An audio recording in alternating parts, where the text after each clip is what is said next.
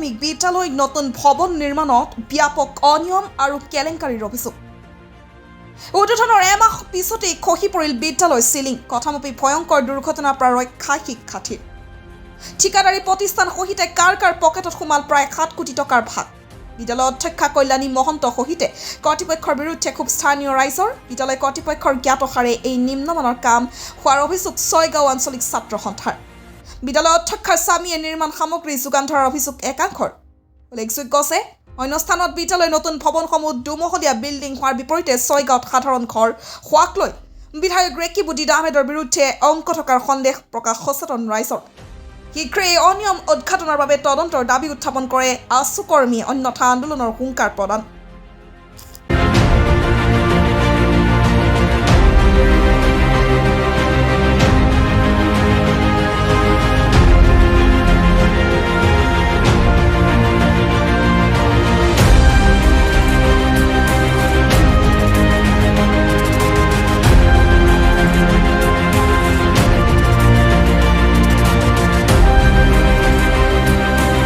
যোৱা 2 ফেব্ৰুৱাৰী তাৰিখে অসমৰ মুখ্যমন্ত্ৰী ডাঙৰীয়াই অসমৰ 67খন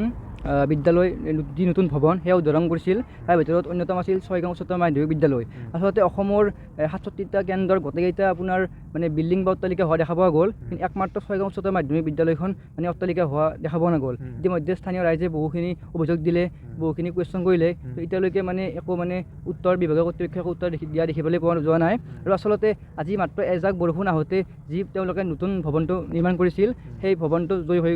যোৱা দেখা গ'ল তাৰে আপোনাৰ যি চিলিংখন মানে হৈ পৰিল তাত সেইখিনি সময়ত আপোনাৰ যি পাঠদান চলি থাকে ক্লাছত সেই পাঠদান চলি আছিল ভাগ্য ভাল যে ল'ৰা ছোৱালীসকলৰ ছাত্ৰ ছাত্ৰীসকলৰ বৰ বিশেষ ক্ষতি নহ'ল আচলতে ছাত্ৰ ছাত্ৰীসকলৰ শৈক্ষিক ভৱিষ্যতক লৈ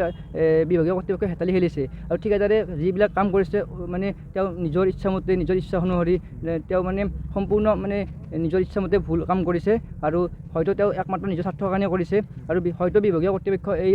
বিষয়ত লগ হৈ আছে তাৰ কাৰণে তেওঁ নিজৰ ইচ্ছামতে মানে যি মন যায় তাকে কৰিছে আৰু তেওঁলোকে আচলতে ছাত্ৰ ছাত্ৰীসকলৰ লগত জীৱনলৈ হেতালি খেলিছে এয়া কোনো কাৰণতে গ্ৰহণযোগ্য নহয় আৰু আমি ছাত্ৰ সন্থাৰ স্পষ্ট কথা মানে তেওঁলোকে যি মানে বেআইনীভাৱে কাম কৰিছে সঠিকভাৱে নিৰূপণ কৰক আৰু যি মানে কাৰ্য চলি আছে এই কাৰ্য অতি সোনকালে বন্ধ হওক আৰু বিভাগীয় কৰ্তৃপক্ষই হস্তক্ষেপ কৰি যোনে মানে কামবিলাক মানে নিজৰ ইচ্ছামতে কৰিছে সেয়া অতি শীঘ্ৰে মানে সমাধান হ'ব লাগে ছাত্ৰ সন্থাৰ স্পষ্ট কথা হয় আমি কথা পতা মতে অধ্যক্ষগৰাকীৰ নাম হ'ল আপোনাৰ কল্যাণী মহন্ত তেখেতে জনাইছে যে তেখেতসকলে মানে বিভাগীয় কৰ্তৃপক্ষৰ লগতে হওক বা শিক্ষামন্ত্ৰীৰ লগতে হওক বা মুখ্যমন্ত্ৰী বা স্থানীয় এম এল এৰ লগত তেওঁলোকে কথা পতা বুলি কৈছিল তথাপিও তেওঁলোকে যদিও কথা পাতিছিল তেওঁলোকে কিহৰ কাৰণে মানে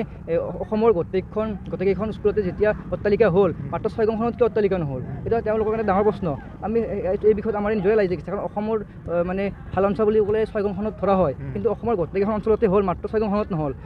আমি বহু মানে প্ৰশ্ন হওক বা আমি কথা পাতিছিলোঁ অধ্যক্ষগৰাকীৰ লগত তেওঁ কৈছে যে মানে ইয়াৰ মাটি কিবা মানে বিভিন্ন ধৰণৰ আমাৰ কাৰণে সমস্যা দেখাইছে আচলতে এনেকুৱা সমস্যা নহয় এনেকুৱা সমস্যা থাকিলে ছয়গাঁওখনত আজি মানে অট্টালিকা বা বিল্ডিং দেখা পোৱা নগ'লেই হয় তেওঁলোকে হয়তো কোনোবা হয়তো কাৰোবাৰ লগত কিবা মেনেজ হয় এনেকুৱা মানে অতি কম মানে কেনেকৈ বাজেটত বনোৱা যায় বস্তুটো সেইটো তেওঁলোকে চালে এইটো এতিয়ালৈকে কিন্তু তেখেতক একো স্পষ্টীকৰণ দিয়া আমি দেখিবলৈ পোৱা নাই আমি বিভিন্ন সামাজিক মাধ্যমৰ জগতে হওক বা আমি ব্যক্তিগতভাৱে মানে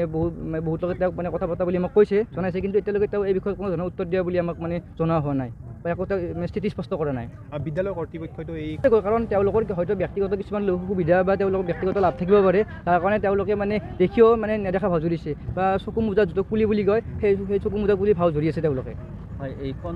চাওক আচলতে ছয়গাঁৱৰ মাজমজিয়াত থকা এখন বিদ্যালয় এখন আগশাৰী বিদ্যালয় এই বিদ্যালয়খনত বহুত ছাত্ৰ ছাত্ৰী অধ্যয়ন কৰি আছে আগতে বহুত ছাত্ৰ ছাত্ৰী অধ্যয়ন কৰি ইয়াত সুনাম কৰি আনিছে আচলতে এনেকুৱা এটা কাৰ্য হোৱাৰ কাৰণে আমি অত্যন্ত দুখ পাইছোঁ লাজ পাইছোঁ আমাৰ ছাত্ৰ সন্থাৰ মানে স্পষ্ট কথা মানে যি গাফিলতি হৈছে এই গাফিলতি মানে বিবেচনা কৰক বিভাগীয় কৰ্তৃপক্ষই মানে হেৰি কৰক খবৰ খাতি কৰক মানে জকি উচি শাস্তি পাবই লাগিব